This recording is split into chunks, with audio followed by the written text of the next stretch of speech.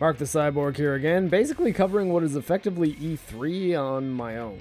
Round 2, let's do this. This show is hosted by Nolan North and Emily Rose, who play Nathan Drake and Elena in the Uncharted games. They definitely have chemistry, but they also both seem to be going through the motions and not having a very good time, so I'm just going to focus on the games that they showed. Apparently this game didn't make the cut for PlayStation Showcase, but it's a PS5 exclusive and it looks awesome. I mean, it's not furry dinosaur teen dating sim awesome, but I did roll a tear when I found out that there won't be a PC version. But who am I kidding? Furry dino teen visual novels are the future of gaming. You gotta deal with it! DUSTBORN appears to be a superhero team game, which really evokes the opening cinematic of the original Borderlands, with a team of heroes on an RV and a very similar art style. The character designs were definitely leaning a bit hard on the punk hipster cooler than thou aesthetic for my taste, but I'm interested in seeing more about this one. Ghost Runner is a game I've extensively played the demo of. In fact, it's the intro-outro game for the Gaming with Geek's June new release video. It's a slick parkour game, but you die in one hit, so it's all about figuring out that perfect line between checkpoints, which sort of turns it into a puzzle game. A story could really make this thing incredible, but as is, it's fun, stylish, and beautiful. Its ray tracing mode also doesn't totally tank your frame rate, which is a plus. Call of the Sea returns from the Xbox Series X showcase, and instead of a vague trailer, a developer explains that it's a first-person narrative puzzle game. So yeah, walking simulator in the vein of Firewatch. Sherlock Chapter 1.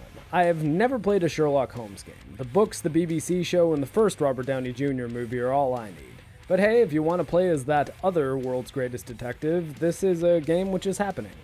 Signy is an awesome-looking shoot-'em-up, or shmup, a genre which recently had a pretty decent entry in Platinum's hybrid shmup and action game Nier Automata. Definitely one to keep an eye on, and points to the developer for showing a big chunk of actual gameplay. Morbid the Seven Acolytes appears to be a top-down pixel art Souls-like, which is absolutely up my alley. It seems to handle a lot like Blasphemous, which had similar weighty-looking sword combat. You can find a review of Blasphemous on my channel, but I'll definitely be keeping an eye on Morbid. Hotshot Racing looks to be a throwback arcade racer and is coming to all current-gen platforms. Not very flashy, but it could be pretty good. CRIS Tales is a JRPG-style game with a really cool art style. There's a demo currently on Steam as well as GOG, so I'll be checking it out soon. It's also coming to next-gen consoles.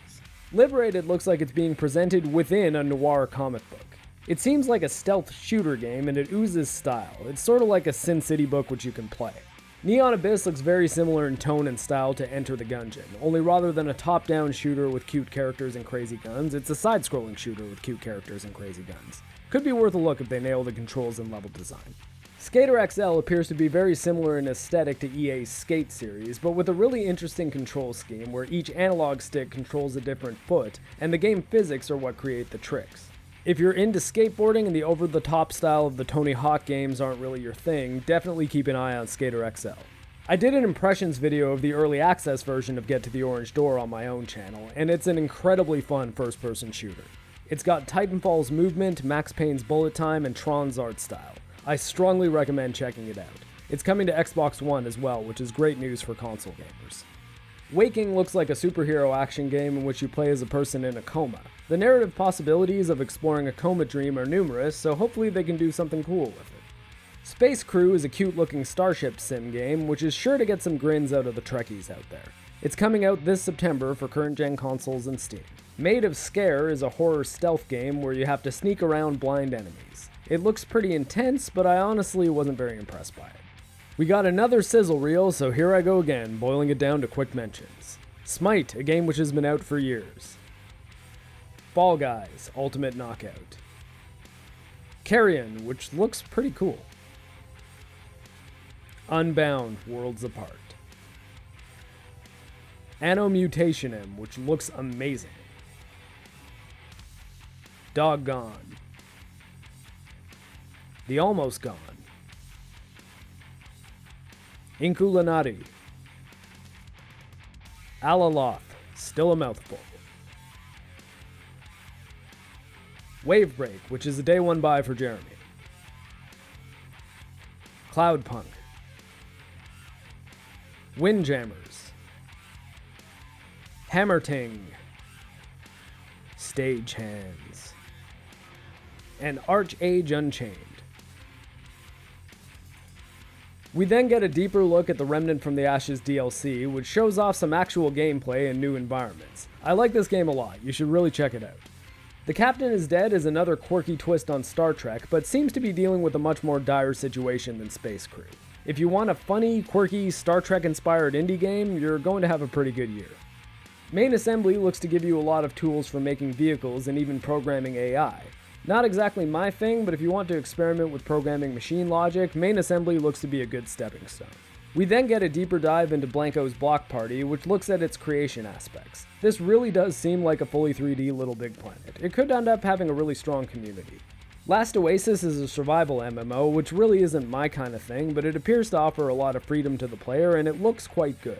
The volcano biome, which they show off in this trailer, is quite aesthetically pleasing. The show then had a kinda useless montage of developers on crappy webcams with terrible audio saying next gen good. It was a whole lot of fluff and it went on for 8 minutes. We then saw a trailer for Wasteland 3, which is the newest entry in the series, which is a spiritual successor to the original Fallout. If you're into CRPGs, this baby is dropping in August and it looks great. Remothered is a narrative stealth horror game, which seems pretty intense. Nothing mind-blowing about it, and the visuals look a bit dated, but it seems like it has some things going for it. Werewolf the Apocalypse showed almost nothing. Logo trailer. Boo. Hi-Res Studios then talked for a while about crossplay, and while the game they are making with First Watch Studios, Rogue Company, is an Epic exclusive and basically looks like a shooting-focused Fortnite clone, I strongly support crossplay, so I'm happy these companies are focusing on it. They also mentioned that it's running at 60 FPS on Switch, so points for that too. Disintegration was then presented. This game is coming out this week and its gameplay is pretty unique looking. I haven't heard great things about its multiplayer, but it's got some Halo talent behind it, so the story and campaign might be really worthwhile. I'm sure we'll find out soon.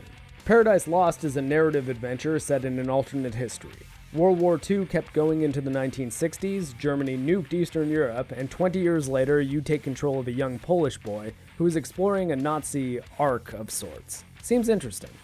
Operation Tango looks really stylish, but they didn't show much other than that it combines agent and hacker gameplay and repeatedly says it takes two, leading me to believe that it's a co-op game, though that isn't really clearly stated. Next, Nathan Drake and Elena have sort of an awkward comedy bit. I'm guessing it's called The Kingdom of the Gusty Willows. What kind of fake name is that? It is not called The Kingdom of Gusty Willows. Here's the developers of The Kingdom of the Gusty Willows to talk about their show-stopping new PS5 project, The Kingdom of the Gusty Willows. Can I make it extremely clear? This is not called The Kingdom of the Gusty Willows. What's the big deal? It's a good title. Which introduces Kenna Bridge of Spirits. The big takeaway here is that in addition to PS5, the game is coming to PS4 and Epic Games Store. Gross. Anyway, the game looks good, but Krista is probably losing her mind right now, so let's move on. Serial Cleaner 2 is the last game they show, which is a bit weird to go out on, but it seems to have a very psychedelic art style and tone, which I'm into. They don't show a lot of gameplay, but it seems pretty interesting. Finally, we end on a sizzle reel, which features a lot of games which were not shown, like Halo Infinite and The Avengers. Flashy, but not very substantial. I hope you've enjoyed this recap, and I look forward to covering a lot of these games for you in depth as they release.